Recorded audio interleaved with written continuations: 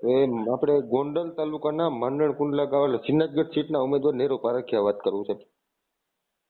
હા બોલો. હવે જ્યારે ચૂંટણીની મતગણતરી હાલતી હોય, મતગણતરી પૂરી થઈ જાય, કોઈ પણ વ્યક્તિને 2 કે 4 મતે વિજેતા જાહેર કરી દઈએ. જેને સૌથી વધારે મત મળ્યા એનું નામ બોલે ને એને કેટલા મત મળ્યા છે એ બોલશે. પણ મારી વાત સાંભળો છો ખાલી. મારો જે પ્રોબ્લેમ છે તમે સૌથી વધારે મત નીરવ કુમાર પ્રવીણભાઈ પારખિયા ને આમ આદમી પાર્ટીના ઉમેદવારને મળ્યા હતા. 4 મતે મને વિજેતા જાહેર કર્યો. બધું મશીન કમ્પ્લીટ થઈ ગયું, ઓકે થઈ ગયું. બધા મારા હરીફ ઉમેદવારો બધા મશીન છોડી ટૂંકમાં કાઉન્ટિંગ બોર્ડ છોડીને નીકળી ગયા હાર સ્વીકારીને.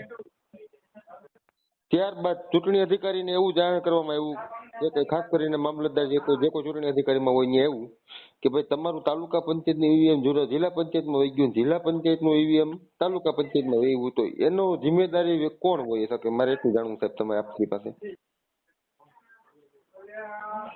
આમાં બે બાબત છે કે આપ જે કહો છો કે ભાઈ વિજેતા જાહેર કરી દીધો છે કે જાહેર નથી કરી દીધો. પેલા મને વિજેતા જાહેર કરી દીધો તો મને સર્ટિફિકેટ આપવાની તૈયારી આપી દીધું હતું કે નહોતું આપી દીધું? બે છે. હા હું એ જ કહું છું. આમાં બે છે કે કાઉન્ટિંગ પ્રક્રિયા ચાલુ છે, એક જ હોલની અંદર બધા ઈવીએમ મૂકેલા છે. હા હવે જે પર્ટિક્યુલરી જે બૂથનું તમારું ઈવીએમ છે તાલુકા પંચાયતનું ને જે બૂથનું જિલ્લા પંચાયતનું ઈવીએમ છે એના નંબર અલગ છે. હા નંબર તો અલગ અલગ જ હોય ને. હા હું એ જ કહું છું નંબર અલગ છે, બધું જ અલગ છે. જો પરિણામ જાહેર કરતા પહેલા ભૂલ ધ્યાન પર આવે છે અને જે ભૂલ સુધારીને એમણે જો સુધારેલું જાહેર કર્યું છે તો કોઈ પ્રશ્ન નથી. મારી વાત સાંભળશો સાહેબ. પેલા તો જયારે બૂથ થયું તો મારી પેલાની મારી જિલ્લા પંચાયત મારી ઉપર આવતી હતી. હું એ જ કહું છું તમને પરિણામ જાહેર કરી મારા સાહેબ શ્રી મને અમને ન જાણમાં આવ્યું તો ચૂંટણી અધિકારીઓને ગણતરી થઈ ગઈ, જીત આપી દીધા હતા કેમ જાણમાં ન મળે? 4 મતે નીરવ પારખિયા જીતે પછી જ કેમ જાણ ઉપર આવ્યું? આમાં બે હું એ જ કહું છું કે જો કોઈ ચૂંટણી અધિકારીએ ખોટી રીતના કર્યું છે તો આપ પછી એમની જે તે સમય પણ આપણે ત્યાં ફરિયાદ કરી હશે કદાચ લેખિતમાં કે લેખિતમાં ફરિયાદ તાત્કાલિક આપી દીધી. હા તો તાત્કાલિક એમણે કંઈક જવાબ આપ્યો હશે આપને? મને કે રીકાઉન્ટિંગ હું કરી શકીશ, રીપોલિંગ નહીં થાય. મેં કીધું રીકાઉન્ટિંગ તો મશીન ફેરવે, મશીન સાચવવાની જિમ્મેદારી સાહેબ શ્રી કોની હોય? હું એ જ કહું છું. રીકાઉન્ટિંગ આપને આપ્યું, રીકાઉન્ટિંગ પછી શું પરિણામ આવ્યું? વાત સાહેબ શ્રી મારા વાત સાંભળશો. મને પછી એવું જણાવવામાં આવ્યું કે તમારું જે આ 2 મશીન રહ્યું ને એ તાલુકા પંચાયતમાં આવી ગયું હતું, તાલુકા પંચાયતનું જિલ્લા પંચાયતમાં આખું મશીન જ ફેરવી નાખ્યું ને. જે મને મશીન આપ્યું ને એમાં પેટી ઉપર સીલ બિલ કઈ હતું નહીં તો મારે કેમ વિશ્વાસ કરવો? હું એ બે બાબત છે આની અંદર કે આપ ઉમેદવાર તરીકે છો. શું નામ કીધું આપનું? નામ જરા હું ભૂલી ગયો. નીરવ કુમાર પ્રવીણભાઈ પારખિયા, શ્રીનાથગઢ 19. નીરવભાઈ, આપ ઉમેદવાર તરીકે અત્યારે ફોન કરો છો કે આપની સાથે જે પણ ત્યાં ચૂંટણી અધિકારી દ્વારા ખોટી માહિતી આપવામાં આવી અથવા તો આપને એવું લાગે છે કે ભાઈ ખોટું છે. હવે ચૂંટણી અધિકારી દ્વારા પરિણામ જાહેર થઈ ગયું છે. પરિણામ જાહેર થયાના જે એની નિશ્ચિત સમય મર્યાદા છે આપ એના વિરુદ્ધ નામદાર કોર્ટમાં દાવો દાખલ કરો. પુરાવા આપની પાસે હોય તો આપ ત્યાં દાખલ કરી શકશો. હવે પરિણામ જાહેર થઈ ગયું એના પછી આપ કહું છો એ પ્રમાણે ચૂંટણી અધિકારીએ શું કર્યું છે શું નથી કર્યું એ તો મારી પાસે જાણકારી નથી અત્યારે. ના સાહેબ મારે જો અમારે સાહેબ ગોંડલ રહ્યું ને ગોંડલ એ ખરેખર ગોંડલ નથી, મિર્જાપુર છે. મને હું મારો ગોંડલ ને ગોકુળિયું ગોંડલ સમજતો હતો પણ મને કાલે ખબર પડી કે ગોકુળિયું ગોંડલ નથી, ખરેખર મિર્જાપુર છે. કોઈ પણ પ્રકારની જો ખોટી રીતના વિજેતા અન્યને જાહેર કરી દીધા તે બાબતનો હું આપને કહું છું. આપ ઉમેદવાર તરીકે જો આપને એવું લાગે છે કે ભાઈ ખોટી રીતના ભાઈ અન્ય હું જ આપ વિજેતા બનવાને પાત્ર અથવા તો ભાઈ ખોટી રીતના કે બીજી રીતના જે પણ રીતે હોય હા તો હવે ધારો કે એમણે જાહેર કરી દીધા છે તો હવે આપ ત્યાં આગળ ચૂંટણી અધિકારીને તમે એમના વિરુદ્ધ લેખિતમાં કરશો તો એ જે પણ હશે તો અત્યારે બી ફરિયાદ કરી શકો. કોર્ટમાં આપ દાવો દાખલ કરવા માંગો તો આપ દાવો દાખલ કરી શકશો. કોર્ટમાં આજની સ્થિતિ મારી વાત સાંભળશે. હવે બીજું મારે તમારી પાસે એક પ્રશ્ન સમજવો છે કે જયારે સ્ટ્રોંગ રૂમમાં ઈવીએમ જતા હોય ત્યારે ઉમેદવારોને જવા નથી દેતા.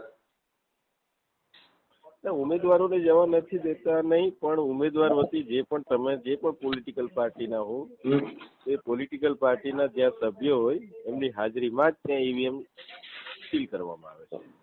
અરે ઈવીએમ સીલ થઈ ગયા મારા સાહેબ. અત્યારે મુદ્દો મારે કેવો આવેલો પડ્યો છે, ઈવીએમ સીલ થઈ ગયા. જે તે બૂથ ઉપર ઈવીએમ સીલ થઈ ગયા.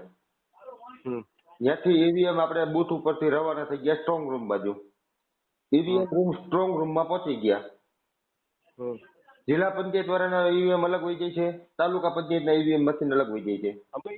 જિલ્લા પંચાયતનો ઉમેદવાર અલગ છે ને તાલુકા પંચાયતનો ઉમેદવાર અલગ છે. આ કદાચ એક ઉમેદવાર હોવ બંને જગ્યાએ ઉભા રહ્યો હોય તો જ પ્રશ્ન આવે. બાકી બીજા કોઈકનું ઈવીએમ તમને બીજામાં લાવીને તમને બતાવે કે તમને આટલા મત મળે, એ મત તો વેલિડ જ નથી.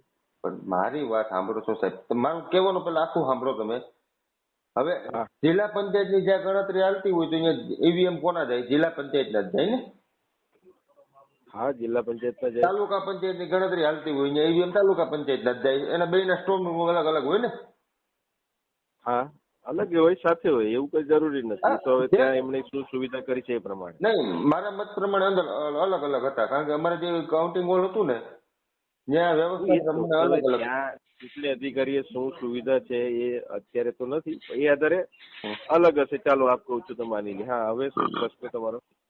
ઈવીએમ મશીન ખુલી ગયું, ગણતરી થઈ ગઈ, વોટિંગ થઈ ગઈ, કાઉન્ટિંગ થઈ ગયું, જિલ્લા પંચાયતમાં બી થઈ ગયું, તાલુકા પંચાયતમાં બી થઈ ગયું.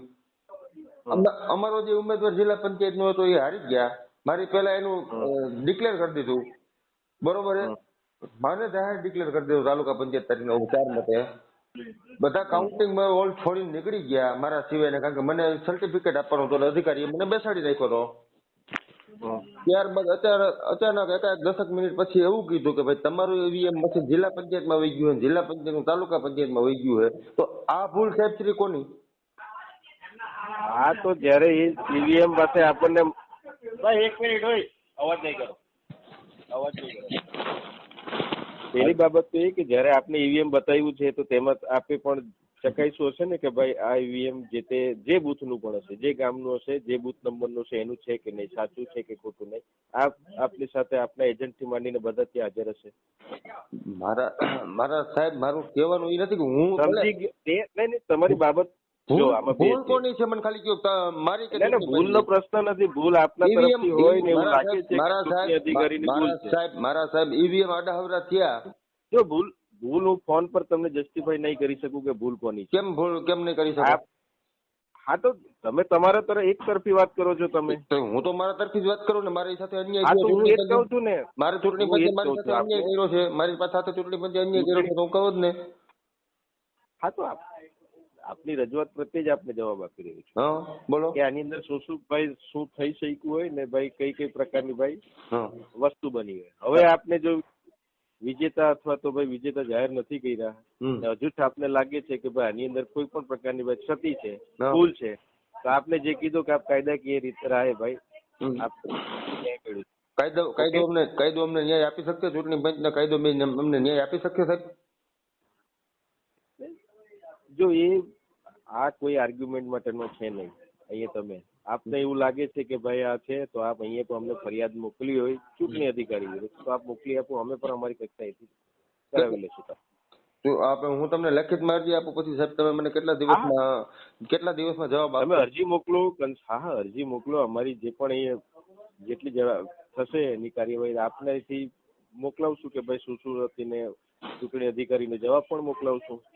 કેટલો સમય, કેટલા સમયમાં હું મારો જવાબ હું તમને રિપોર્ટ કરું પછી કેટલા સમય મને બાંહેધરી આપીને એટલો સમય તમે જવાબ મોકલશો કે 5 વર્ષ આમને પતી જશે?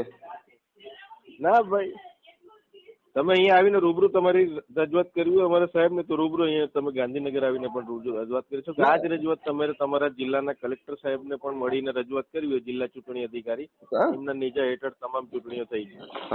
જિલ્લા કલેક્ટર નીચે અધિકારી થઈ છે ને? હા, એમના નીચે હેઠળ તમામ, તો ત્યાં આપ રજૂઆત કરી શકશો.